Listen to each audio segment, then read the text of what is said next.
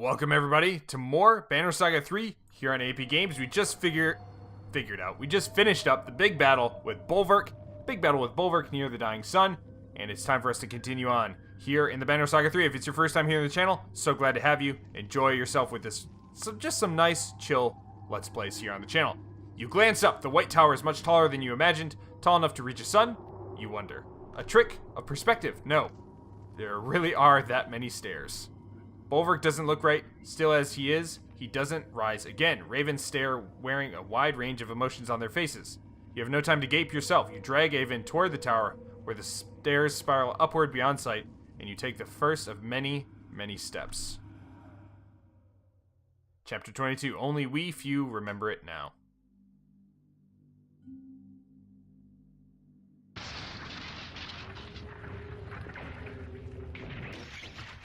Our weary band of survivors. Kiwi, Ivor, Valgard, Mogan, Avond, Alfrin, Juno. Quickly, says Juno. The top of the tower is just up these stairs. This is crazy. I still can't believe that's an actual sun. And you're really going to put it back in the sky somehow? Avond will, she says. Juno, there has to be some other way. I can't. You can. We've come this far. Wait, Juno, wait. If this is really happening now, give me a moment. Juno and Avond embrace one final time. Avond whispers something meant only for her. And then you are forced to move on. Yes, this is quite an emotional time, guys. Ooh. Castaway, Alfrin. Apostate, Ditch, Juno. Ollie. Bach. Sigbjorn. Percy. Lives or dies here. This is it.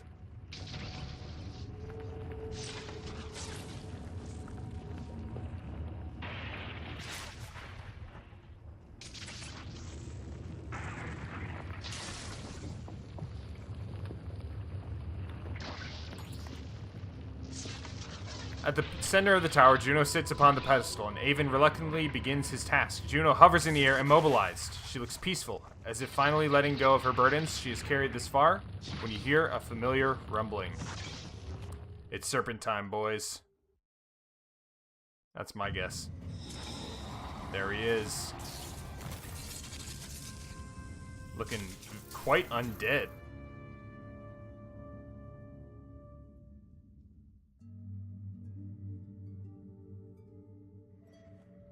The serpent raises its tattered head up to the tower top. It speaks in an ancient tongue as before. Begone, creature! You don't even have the strength to crush this tower anymore. The serpent continues its low, undulating speech like smoke rolling over seawater. Avon stops. He's listening. Gor thuz val vel. What does it want? It is giving up. It wants to make a deal. Half of a prophecy of extinction, it says. The darkness will lift, and it will spare Arborang. It consumes only half the world. Half the world? In exchange for what? Juno's energy. If I release it to the serpent, Juno will be gone, but she won't suffer. You can tell Avon is seriously considering it. Avon, this isn't what we came to do. No, I won't let you do this. You're trusting this thing to keep its word. This isn't what we came to do. Things change, Ivor. This is out of our hands now. Tell me why. Have I not earned that at least? Avon returns his attention to you with frustration on his face. Behind him, the serpent rattles in resentment at being ignored. Why? Because Juno does not deserve this. Don't you understand what is happening here? How could I? It's been nothing but lies and secrets since we first met. What choice did we have? Try to imagine if I told you the truth when we met. It was hard enough convincing anyone to listen in the first place. Back in Sigurholm, when I begged you to wait for Juno, how long did you wait? Not even a single day. That is true. But that's because I knew that she wasn't going to show up. And after that, after all I did in Einartoft to save the Varl from complete extinction, no. If you knew the truth, you had drowned me in that lake yourself. I couldn't even trust you to save yourselves.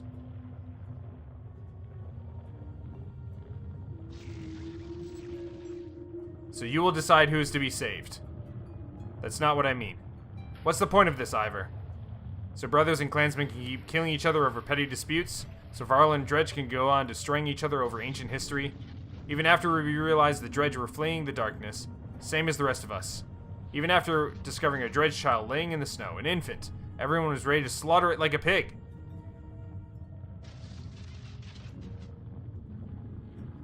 And yet the dredge child lives on. So maybe 1 in thousands is spared. Is this really what you want to argue right now? Look, you've made good points, but try to put yourself in my position. Asked to weigh the fate of the world against their loved ones, would anyone choose the world? The serpent slithers anxiously. It is not accustomed to being ignored, but Avon seems determined to get this off his chest. And we both know how the world really is. Remember Dengler's Godstone. That old woman lies to our face about who attacked who, and then she mocked us for not butchering the stone hurler on sight. And even with the truth laid so bare before us, there was a debate. How long can we hope to overcome that kind of spite and ignorance, that hatred? What are we fighting so hard to preserve exactly?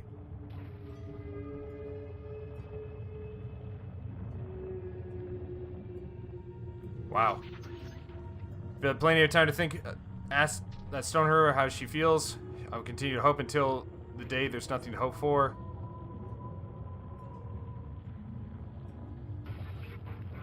We'll go with number 2. I know you believe that, but you don't know the depths of it the way I do. There was a woman near Orzma River after we somehow survived crossing the chasm. Some of her clansmen tied her to the snake, which they screamed. She was meant to starve to death. I can see her face, the torture and the pain. Do you remember how many days she had hung there, starving, before we arrived? 4 days. They told us 3. Maybe those men lied, or with the sun stopped, maybe they miscounted. She had really been there at least 7 days already. I could feel her agony in the tapestry. According to their own absurd rules, it proved she wasn't a witch. She should have been freed. Can you imagine suffering like that for a world that doesn't even remember you? That's what this is all about, isn't it? This is about Juno. I'm not trying to make everything about Juno. I just need to believe what I'm supposed to do. He seems swayed by your arguments. The coils of the serpent are wrapping tighter around the tower, and you can feel its patience growing thin. When we found Juno's body smashed and broken in the frozen sea, I saw that same fate for her as that poor woman starving to death, suffering alone and forgotten. Everyone else was quick to give up on her. I'm grateful that you did not. But that's what you've been asking me to do now. I must sound pathetic. I realize it has to be hard to sympathize.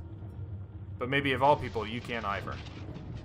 When you stood against Belor on the bridge at Einertop, I finally recognized you, and I knew what you had done to this child, to Raise and his child.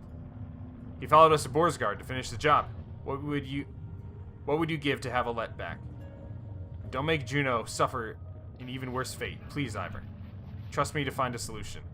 Avon turns back to the serpent, his body radiating immense power as he speaks to it again. Alfred gives you a severe look as if to say, he lies. You recall her plan to complete the ritual in place of Ivan's. If you're going to do something, it has to be now. Trust him and wait. Strike down Avon, leaving the ritual to Alfred. Or, Avon, this isn't what she wanted. I gotta go with number 3, guys. Avon stops speaking to the serpent, but this time he turns to you with sorrow instead of anger. Juno is everything this world deserves. Instead, you got me. I'm so tired, Courage. This was the hard part. Forgive me, Juno. I'll love you always. I've never seen anything like a son coming to life.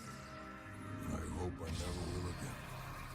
Stuck with him, just a speck so far above our heads was Juno, who turned the darkness into light.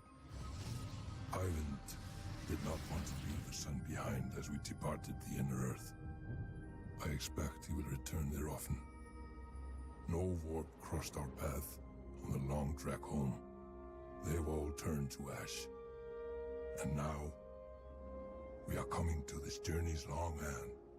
The same thought rattling around my head the whole way. Do I dare to hope? And there it is, ladies and gents. The few survivors.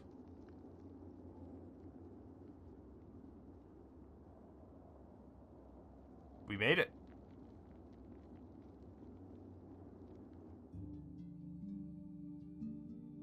Wow.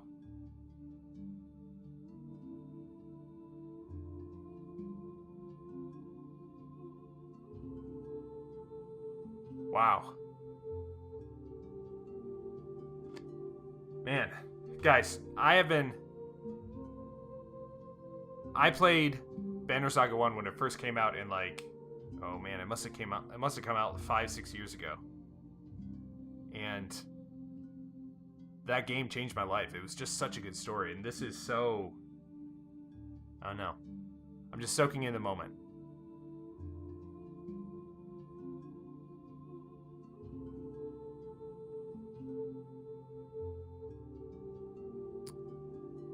There's a part of me that wants more. Like, I want to know more about what happened. Like, what happened to everybody after leaving. After surviving.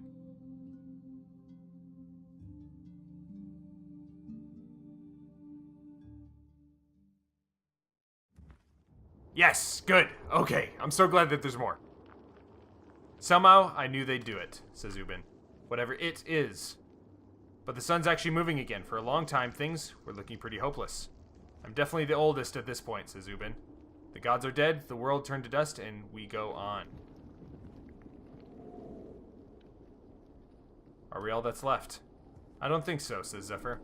Life will return. Grass and green will sprout from the dust.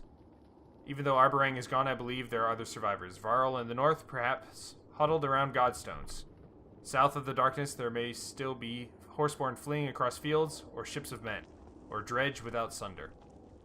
So we rebuild. I just wish that Alette could be here to see this. I have a feeling she did see it somehow, says Ubin. For a long time, I've been thinking of an epic poem. You'll never guess the inspiration, says Aleo. Would you care to hear what I've got? It would be a pleasure. That and we have no other option, so. Aleo smiles, draws his lute from around his back. He sings with a brightness in his voice. Only the sun has stopped, cut with keen-edged sword. Little did they sleep, lest they not come home. Weary, the weight of the sun. Of our bones, the hills, the slayer and the slain. From their homes must all flee and cast their hone into the air. To speak in all tongues where foe may lurk, the destined day shall come. The fetters will burst, brothers fight, and kinship stain, and in fear quake all. The true hero comes reluctantly, raising high their shining light. Alas, the sea is dead and wide. The hounds are a-hungered. We live as we live, in the mighty grief that was ours and theirs. Only we few remember it now. Leo rests his throat, and then gives a low cough to indicate he's done. It's not bad, as far as poetry goes. Like any good historical account, it could use more verses at the end there. Aleo laughs. Ah, you're right, it certainly could. Dredge Lover achievement. Lots of achievements. Oh. It's artwork of Alette on Ivor.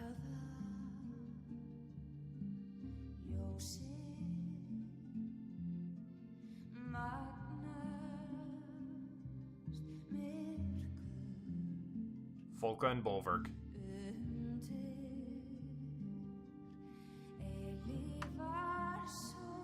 I feel bad for Bolverk. I feel like he's a tragic villain. Like, driven to do stuff he didn't want to do, driven mad by it, and then overcome by some dark forces somehow. Alette and Oddleif, the two women of Rook's life, both deceased.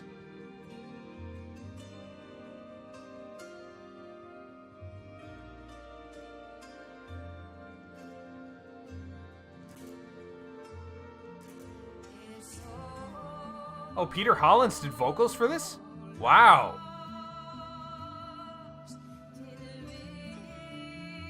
I know him.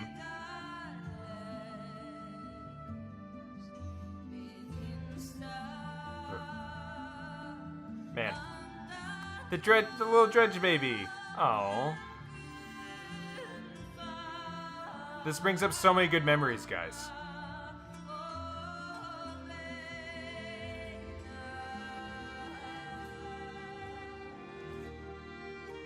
I remember that. Varl drinking by the cart. Scald! I remember that from Banner Saga 1. Oh no. Guys, thank you so much for watching. Thank you so much for sticking with me for this game. This game is just It's beautiful for me. This game has just been a true masterpiece. Ubin and the Horseborn. Rook punching Ruga. Man, yeah, this game is just like a storytelling masterpiece. It's a game where your choices matter, as we saw with a number of the people in this game passing away because of the choices that we made. Oddly, Folka, Gunnulf, Egil, and many others. Trigvi. Trigvi. How could we? So, yeah, this game, like, this is the best indie RPG, in my opinion. It is the best indie RPG I've ever played, I've ever seen. Again, indie being the key factor there. Obviously, I think that there are other excellent RPGs out there. But as far as indie RPGs go, this game, I think, is second to none. So, that's my short version of my review for the game. So, this is where we're going to leave it off, guys.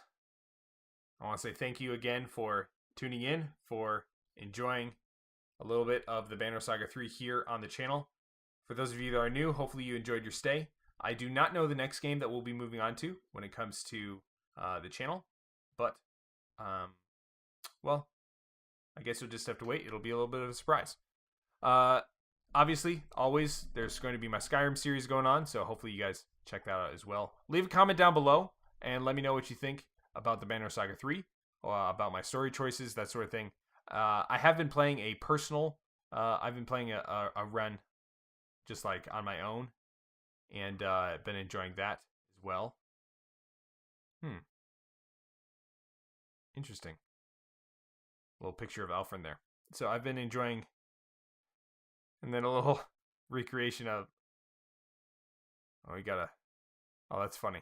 So I've been playing it on my own, and it's been a great time as well. I've been enjoying seeing the differences in the choices there. And last thing before we go, guys, I gotta put this in the air, right?